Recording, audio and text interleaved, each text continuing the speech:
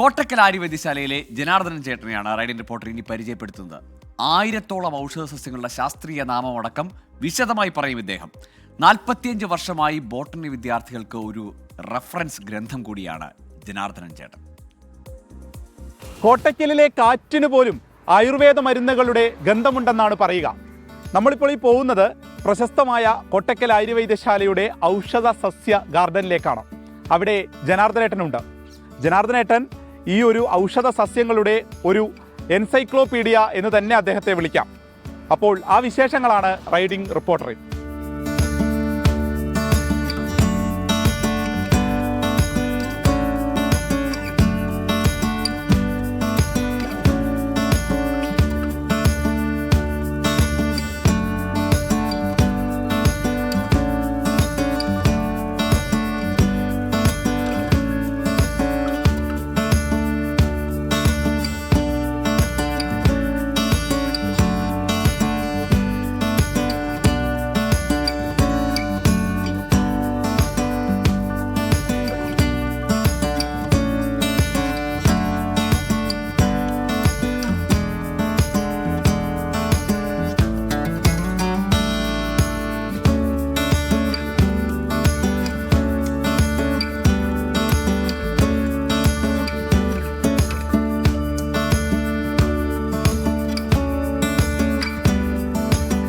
ഇത് തിപ്പല്ലി, ഇതിൻ്റെ ശാസ്ത്രീയ നാമം പൈപ്പർ ലോങ്ങം.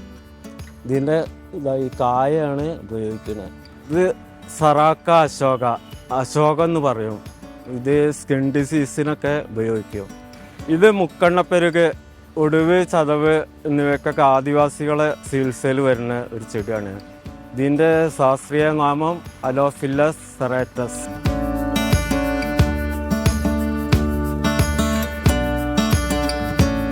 വാദം കൊല്ലി എല്ലാ വാതരോഗങ്ങൾക്കും നല്ലതാണ്. ഇതിൻ്റെ പേര് ജൻഡ്രൂസ വൾഗാരിസ്. റൈറ്റിയ ടിങ്ഡോറിയ, അയ്യപ്പാല, ദന്തപ്പാല എന്നീ പേരുകളിൽ അറിയപ്പെടും. സോറിയാസിസിന് ഉപയോഗിക്കുന്ന ചെടിയാണിത്. ഇതിൻ്റെ ഇല വെളിച്ചെണ്ണയിൽ വെയിലത്ത് വെച്ചിട്ട് 7 ദിവസം വെച്ചാൽ നീല കളറായി മാറും. ഇത് നീർമരുത്. ഇതിൻ്റെ ശാസ്ത്രീയ നാമം ടെർമിനാലിയ അർജുന. എല്ലാ ഹൃദയ സംബന്ധമായ എല്ലാ രോഗങ്ങൾക്കും നല്ല മരുന്നാണ്. ഇതിൻ്റെ തൊലിയാണ് ഉപയോഗിക്കുന്നത്. അപ്പോൾ ഇതാണ് ആര്യവൈദ്യശാലയുടെ സ്വന്തം ജനാർദ്ദനേട്ടൻ. ജനാർദ്ദനേട്ടൻ ഇങ്ങനെ ഈ ഇവിടുത്തെ സസ്യങ്ങളുടെയൊക്കെ ശാസ്ത്രീയ നാമം പറയുന്നത് അത്ഭുതത്തോടെ കേൾക്കുകയായിരുന്നു. അപ്പോൾ എങ്ങനെയാണ് ഇത് പഠിച്ചത്?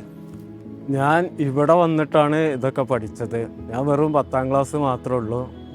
ഇവിടെ ഇന്ദിരാ മേഡം സയന്റിസ്റ്റ് ആയതിൻ്റെ ശേഷം ഇവിടെ ആയിരുന്നു. എത്ര വർഷമായി ഇവിടെ? ഇവിടെ 45 വർഷമായി. 45 വർഷമായി ആര്യവൈദ്യശാലയിൽ ഇതേ ഗാർഡനിൽ തന്നെ വന്നത്. 79 വന്നതാണ്, 1979. പിന്നെ രാമേടം ഇവിടെ ഈ ബോർഡൊക്കെ ഇതൊക്കെ ഐഡൻറ്റിഫൈ ചെയ്ത് വെക്കുമ്പോൾ അതൊക്കെ നോക്കിയിട്ട് ബോർഡ് വായിച്ചിട്ടും പിന്നെ ഈ ഗാർഡൻ്റെ ശുശ്രൂഷകളും മറ്റൊക്കെ ചെയ്യുമ്പോൾ എപ്പോഴും പോകുമ്പോഴൊക്കെ ഇങ്ങനെ ബോർഡൊക്കെ വായിക്കും. അങ്ങനെ പഠിച്ച് ആയതാണ്. ബോർഡ് വായിച്ചു മനസ്സിലായി. ഇപ്പോൾ ഇവിടെ എത്ര ഔഷധ സസ്യങ്ങളുണ്ട്? ഇവിടെ 1000-ന്റെ മേലെ ഔഷധ സസ്യങ്ങളുണ്ട്. ഏറെക്കുറെ അതിൻ്റെയൊക്കെ എല്ലാ വിവരവും ഒരുവിധമൊക്കെ എല്ലാവിധ ശാസ്ത്രീയനാമം, ചില സംസ്കൃതം പേരുകളും പിന്നെ ഫാമിലി ഏതാണ് പിന്നെ അതൊക്കെ തിരിച്ചറിയാനുള്ള കഴിവുണ്ട്. ഏത് ചെടിയിലെ ഏത് വർഗത്തിൽപ്പെട്ടതാണ് എന്നുള്ളതൊക്കെ. ഇങ്ങനെ ഈ ഗവേഷക ടീമിലൊക്കെ എങ്ങനെ പോകാറുണ്ടോ? ഗവേഷക ടീമിലുണ്ട്. CMBR എന്നൊരു ഗവേഷക ടീമുണ്ടായിരുന്നു. അപ്പോൾ അവർ ബോട്ടണിക്കാരല്ലേ, അപ്പോൾ അവരപ്പോൾ കാട്ടിലൊക്കെ പോയി താമസിക്കും. എന്നിട്ട് അവിടുന്ന് കുറേ അറിവുകൾ അങ്ങനെ കിട്ടും. പിന്നെ ആൻഡമാനിലൊക്കെ പോയിട്ടുണ്ട്. അവിടുന്ന് ഇത് പഠിക്കുന്നതിന് വേണ്ടിയിട്ടാണോ? അവരെ റിസർച്ചിന് വേണ്ടിയിട്ട്, അവരൊരു പ്രൊജക്റ്റിന് വേണ്ടിയിട്ട് കൊണ്ടുവന്ന ആൻഡമാനിൽ നിന്ന് കൊണ്ടുവന്ന ചെടികളൊക്കെ ഇവിടെ നട്ട് വളർത്തിയിട്ടുണ്ട്.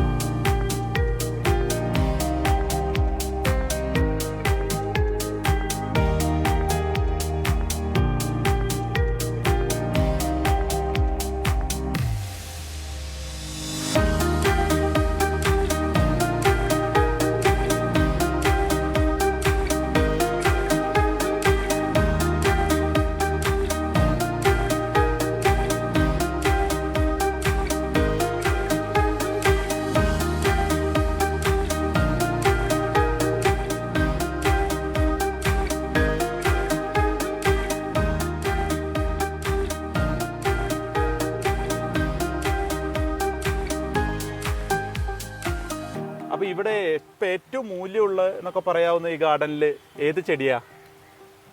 കുറേ ചെടികളുണ്ട്. രുദ്രാക്ഷുണ്ട്, പിന്നെ ഗുൽഗുലുണ്ട്, കർപ്പൂരം, കല്ലൂർ വഞ്ചി, ഇതൊക്കെ പരിപാലിക്കും അല്ലേ? ഒക്കെ പരിപാലിക്കും.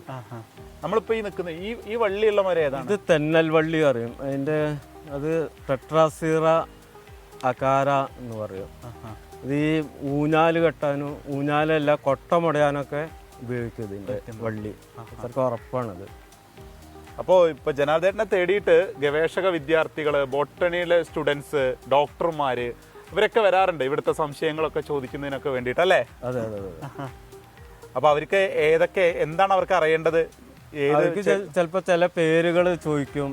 അവർക്ക് അറിയാത്ത ഈ ചെടികളെ ഏതാന്ന് പറഞ്ഞിട്ട് അതിൻ്റെ ഫോട്ടോ അയച്ചു തരും. എന്നിട്ട് ഏതാന്ന് ചോദിക്കും അല്ലേ? ഞാൻ എൻ്റെ ശാസ്ത്രീയ നാമം ഒക്കെ പറഞ്ഞു കൊടുക്കും. 45 വർഷമായി അപ്പോൾ ജനാർദ്ദന്റെ ഈ ചെടികളുടെ കൂടെയുള്ള ഒരു ജീവിതം, ഇതിലൊരു മറക്കാനാവാത്തൊരു അനുഭവമൊക്കെ എന്താ? മറക്കാനാവാത്ത അനുഭവം എന്ന് പറഞ്ഞാൽ മുൻ രാഷ്ട്രപതി രാംനാഥ് കോവിന്ദ് ഇവിടെ ചികിത്സയ്ക്ക് വന്നിരുന്നു.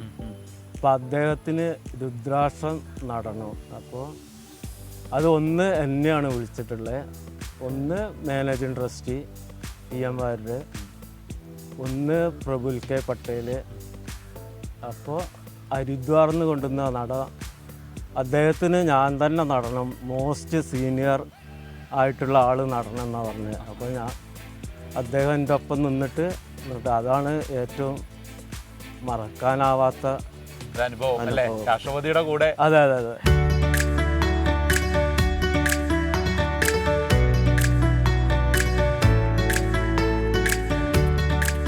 ഇതാണ് ഞാൻ നട്ട രുദ്രാക്ഷം. മുൻ രാഷ്ട്രപതി രാംനാഥ് കോവിന്ദ് വന്നപ്പോൾ എന്നെ കൊണ്ട് നടിയിപ്പിച്ച രുദ്രാക്ഷമാണിത്. അപ്പോൾ അതൊക്കെ ഇത് ഗ്രാഫ്റ്റ് ചെയ്തുകൊണ്ട് ഇനി 1 വർഷം കൊണ്ട് ഇത്ര ആയില്ലേ. രുദ്രാക്ഷം അല്ലെങ്കിൽ പെട്ടെന്ന് വളരുന്ന ഒരു സസ്യമാണ്. തെങ്ങിൻ്റെ ഒക്കെ ഉയരത്തിൽ കയറിപ്പോവും കുറച്ച് വർഷം കൊണ്ട്.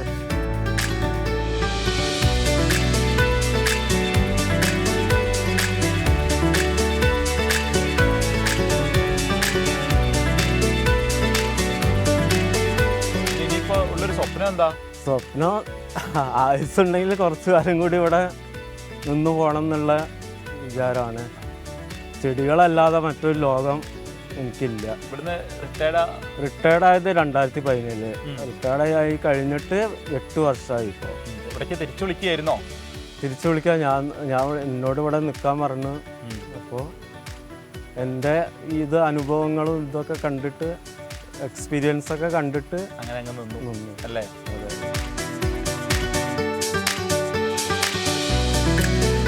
അനുഭവങ്ങളുടെ ഒരു ഓർത്തൂസ് മലബാറിക്കസ് തന്നെയാണല്ലേ ഈ ജനാർദ്ദനേട്ടൻ്റെ ജീവിതം.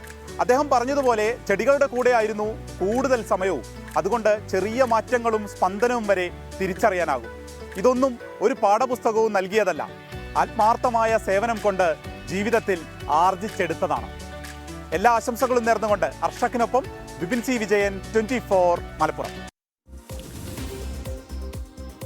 അപ്പോൾ ജനാർദ്ദൻ ചേട്ടൻ്റെ ആഗ്രഹം പോലെ ഇനിയും ഏറെക്കാലം ആ സസ്യങ്ങൾക്കൊപ്പം ഔഷധ സസ്യങ്ങളുടെ ഒരു എൻസൈക്ലോപീഡിയായി ഒരുപാട് പേർക്ക് അറിവ് പകർന്ന് ജീവിക്കാനാവട്ടെ.